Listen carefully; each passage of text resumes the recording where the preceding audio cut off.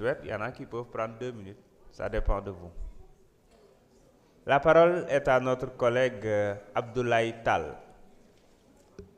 Guy Marius Sagna se prépare.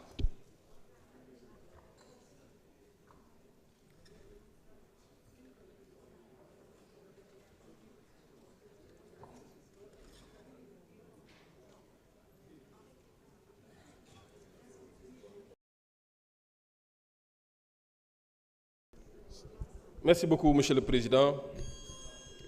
Monsieur le ministre des Affaires étrangères, de l'intégration et des Sénégalais de l'extérieur, Monsieur le ministre de la Communication, chargé des relations avec les institutions, porte-parole du gouvernement, Mesdames et membres et les collaborateurs des ministres, chers collègues, Mesdames et Messieurs nos collaborateurs des services administratifs, Monsieur le ministre, je voudrais tout d'abord me réjouir de la signature de la convention avec la République sœur de Gambie, portant que cette convention a été signée depuis 2020. C'est vrai, nous ne sommes pas comptables à partir de ce moment, mais on attend jusqu'à 2026 pour demander la ratification, d'autant plus que ces deux pays ont eu à entretenir des relations très étroites et très historiques, compte tenu également des populations qui les composent, mais aussi de la tradition. Je le déplore, Monsieur le ministre, c'est parce qu'il y a eu des cas où des Sénégalais avaient été arrêtés en Gambie, et ce avant même 2020. Moi, je me pose la question, quel a été le sort, compte tenu du fait qu'il n'y avait pas de coopération entre ces deux pays, quel sort a été réservé à ces traitements?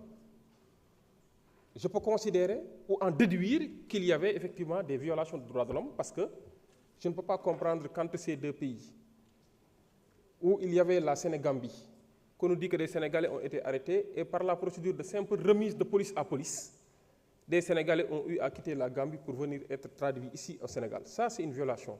Et je pense que cette convention vient à son heure pour pallier les insuffisances et les lacunes constatées par rapport à cette situation. Monsieur le ministre, on a parlé du projet de loi portant autorisation de ratifier l'amendement qu'on apporte sur l'article relativement au statut de Rome, la Cour pénale internationale. Qui parle de Cour pénale internationale, Monsieur le ministre, parle de droits de l'homme, parle d'humanité, parle de crimes imprescriptibles, parle de torture. Et Monsieur le ministre, ça vous me permettrez de faire une extrapolation. Ce n'est pas un autre sujet ou une digression, mais peut-être une extrapolation. Parce que je considère que la responsabilité nous incombe tous de ne jamais rester indifférents ou insensibles face à des situations humanitaires qui anéantissent la dignité humaine. La lutte pour le respect de l'humanité, bref, de la dignité humaine, n'a ni frontières, ni limite temporaire.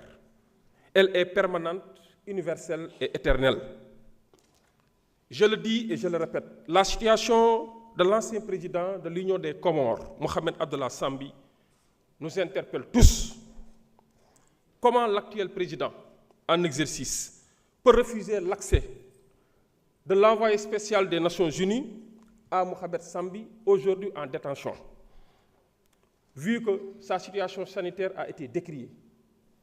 Les organisations des droits de l'homme ont interpellé l'ONU, consciente de cette situation, a eu à envoyer un émissaire, un envoyé spécial pour accéder à la personne concernée et avoir la possibilité de s'enquérir de sa situation et avoir la possibilité de dresser un rapport. Et les autorités actuelles ont dit niet jusqu'à ce que cet émissaire retourne à son pays d'origine. Monsieur le ministre, comment peut-on admettre que des autorités en place, je parle des autorités exécutives de l'Union des Comores, peuvent refuser d'exécuter une décision judiciaire émise par les autorités judiciaires de l'Union des Comores et qui autorise l'ancien président en détention avec une santé dégradée de bénéficier à la suite d'une évacuation sanitaire de soins adaptés? Comment peut-on refuser d'exécuter une telle décision, compte tenu du fait que cette décision a été rendue pour des raisons humanitaires. Alors, qu'attendons-nous pour agir, Monsieur le ministre? Qu'attendons-nous pour agir devant les cris de détresse qui ont été émis par l'ancien président Sambi? Ces cris de détresse qui ont été émis par ses proches, qui ont été émis par des organisations des droits de l'homme, des organisations de défense des droits de l'homme. Qu'attendons-nous pour agir? Je rappelle que le Sénégal s'est toujours érigé en médiateur devant cette pareille situation. Il y a eu des cas dans d'autres pays où des présidents ont des difficultés, font l'objet de persécutions, ou d'anciens présidents, je précise bien, ont des difficultés, font l'objet de persécutions, et que ici, nos officiels prennent leur bâton de pèlerin pour s'ériger en médiateur et essayer de faire revenir la paix, la stabilité. Je dois rappeler que le Sénégal et l'Union des Comores entretiennent des relations très étroites, historiques. Et pour preuve, ici au Sénégal, il y a une forte communauté comorienne qui vit ici, qui se sont mariés avec des Sénégalais. Et si je me rappelle bien, l'ancien président Abdoulaye Wade entretenait d'excellents rapports avec le président Sambi actuellement en détention. C'est pour ces raisons que je le dis, et je l'ai dit en commission, j'ai bien entendu votre réponse, mais je le réitère ici, afin que nul n'en ignore, que le Sénégal ne doit pas rester les bras croisés pour effectivement agir en tant que médiateur et faire en sorte que la dignité humaine de quiconque, de quelconque citoyen du monde soit respectée, parce que nous avons pris l'engagement de nous conformer effectivement au statut de Rome sur la Cour pénale internationale. Et il est question de défense des droits de l'homme, il est question également de s'ériger en bouclier pour que la dignité humaine, qui est un principe universel, soit respectée, soit reconnue et respectée. Et devant ce genre de situation, Monsieur le Président, Monsieur le Ministre, je dis que la place de Sambi, Mohamed Abdallah Sambi, est partout sauf en prison. Il est temps que nos autorités, et c'est un appel fort que je lance, pour ne pas dire un cri de détresse, à l'endroit des autorités de ce pays. Le Sénégal a eu à bénéficier d'une bonne réputation dans ce sens. Le Sénégal a eu à calmer beaucoup de crises en Afrique et ailleurs au-delà de l'Afrique. Le Sénégal a eu à être désigné comme un modèle en termes de stabilité.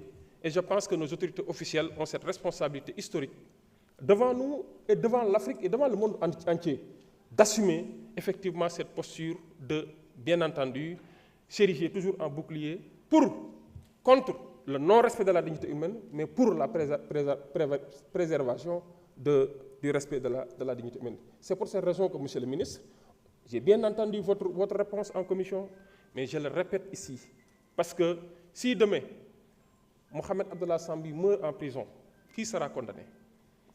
Les responsables, les complices, les silencieux, les neutres, ou l'humanité qui sera condamnée? C'est pour cette raison que j'en appelle à votre magnanimité, à votre sens élevé de responsabilité, en tant que ministre des Affaires étrangères, chargé de l'intégration, en tant qu'également ministre chargé des Sénégalais de l'extérieur, parce qu'il y a beaucoup de Sénégalais là-bas au niveau de l'Union des Comores. J'en appelle à votre magnanimité. Vous avez la parole. Même 20 minutes ne suffira pas.